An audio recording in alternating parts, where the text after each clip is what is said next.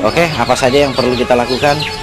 Simak terus sampai habis bos, supaya kandang sampean ayamnya nggak pada mati.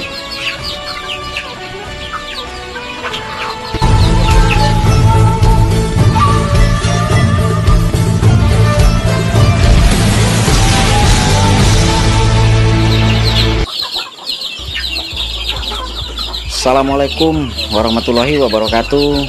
Selamat pagi, salam sejahtera ya bos. Selamat datang kembali di Bakal Peternak. Apa kabar bosku? Terima kasih buat sampean yang sudah klik video ini. Semoga berlanjut subscribe ya bos. Oke, baiklah bos, kali ini kita akan bersharing tentang kandang lagi nih, tentang situasi cuaca ya, yang rata-rata terjadi di beberapa daerah di Indonesia, dan terkhusus di daerah saya saat ini mengalami masa beberapa hari ini memasuki masa musim hujan. Sementara kemarin-kemarin itu sempat pancaroba, jadi nggak menentu ya, nggak jelas cuacanya ya, kadang panas ya, nanti kadang dibarengi dengan hujan. Nah, tetapi sebenarnya antara pancaroba dan musim hujan ini kurang lebih sama aja. Efeknya itu akan ke ternak juga. Nah, sekarang bagaimana cara kita membaca situasi dan kondisi ketika kandang kita itu sebenarnya sudah mulai harus dilakukan penanganan pencegahan, tindakan pencegahan. Jadi seperti ini bos, saya selalu menggambarkan di beberapa video saya yang terdahulu bahwa tindakan pencegahan itu jauh lebih baik ketimbang kita mengobati. Kenapa? Karena pertama, ayam yang sudah pernah sakit itu sangat sulit sekali untuk balik menjadi normal. Kemudian yang kedua, kalau sudah tingkat kematian sudah mulai ada di kandang kita, percaya saja persentasenya atau angkanya akan terus bertambah. Kenapa? Karena rata-rata penyakit unggas ini menular. Nah, bagaimana cara kita membaca situasi dan kondisi kandang kita di saat cuaca seperti ini? Wah, ini cuacanya bos, ini gelap sekali ya, padahal ini baru jam berapa tetapi kondisinya sudah gelap seperti senja ya. Jadi apa yang harus kita lakukan dan bagaimana cara kita membaca? Jadi pertama yang penting kita perhatikan adalah kondisi lantai bos. Nih, saat kondisi lantai ini selalu lembab dan basah seperti ini ya, segera lakukan tindakan pencegahan. Ini ya, yang pertama seperti ini. Kemudian salah satu tindakan pencegahannya seperti ini. Nah, kemudian yang kedua, amonia itu mudah naik bos. Nih seperti ini. Ini kalau lama-lama dibiarkan ini akan memicu bakteri, virus ya, dan amonia sudah pasti akan naik. Dan efek pertama yang akan dirasakan adalah senot. Ini harus secepatnya kita lakukan tindakan pencegahan. Terus selain kondisi kandang lembab ya, lembab dan basah, ayam akan terlihat mengantuk atau mengembang. Ini contoh seperti ini tuh.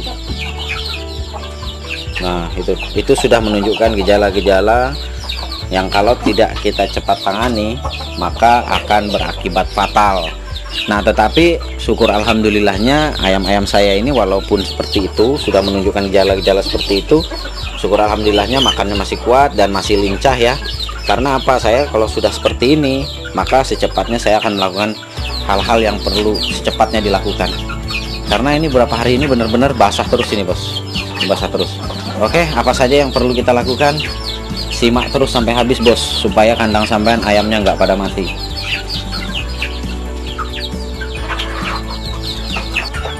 Oke, satu yang terlupa bos ya, biasanya dalam kondisi kandang lembab dan basah ini nyamuk akan lebih mudah berkembang biak. Mungkin next video nanti kita akan membahas tentang bagaimana mengantisipasi masalah nyamuk ini ya. Oke, jadi apa yang saya lakukan bos ketika kondisi cuaca kondisi kandang sudah mulai kurang kondusif? Yang kita lakukan pertama adalah ini.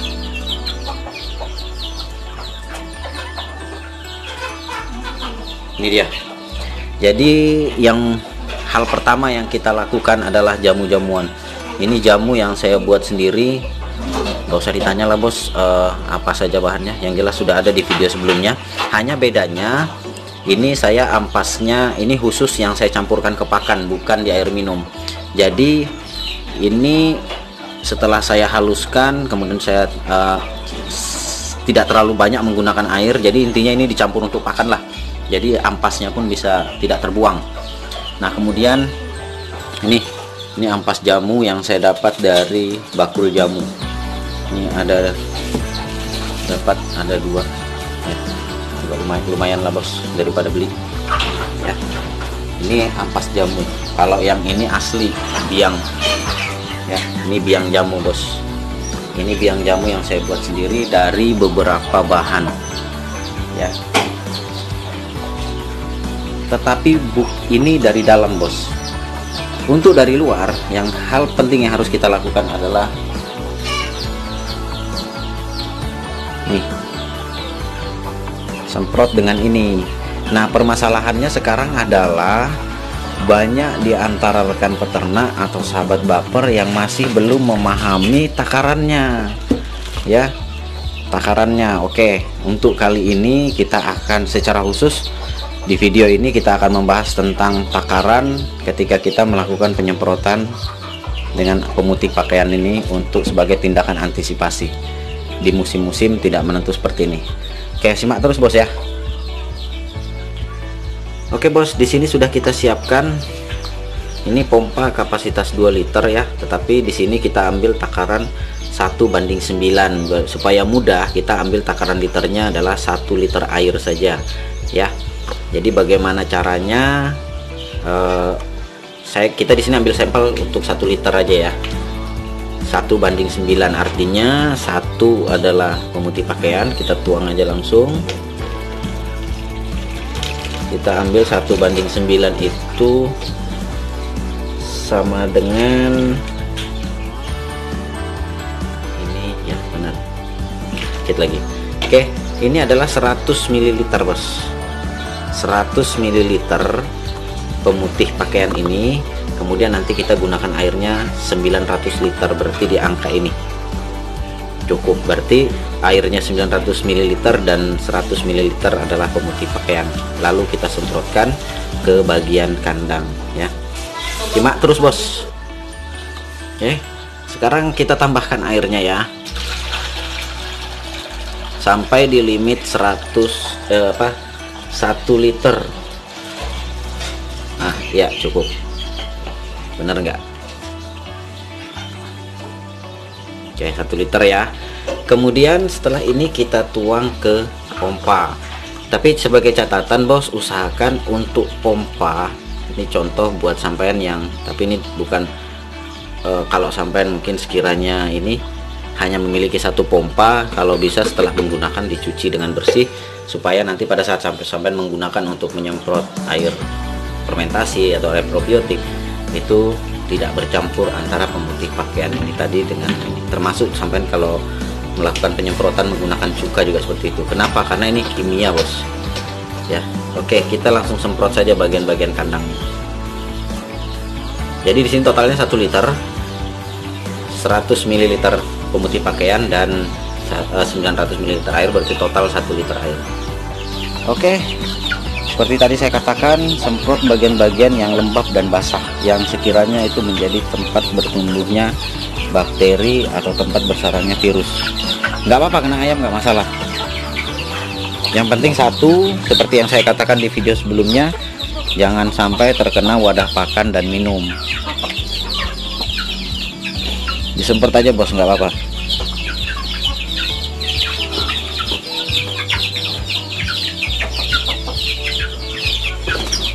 Nah ini yang akan membantu. Nah ini seperti ini dihindari bos.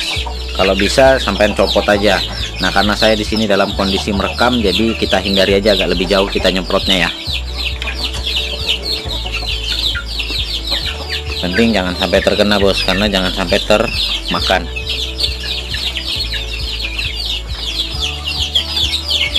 Fungsi pemutih ini sebagai mampu membunuh virus bakteri bos.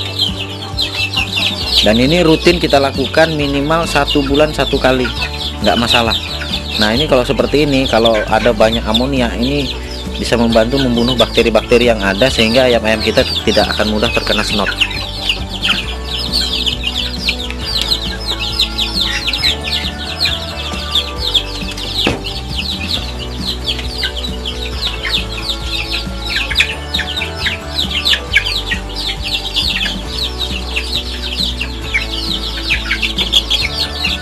Nah, ini yang basah seperti ini bos, disemprot aja semua.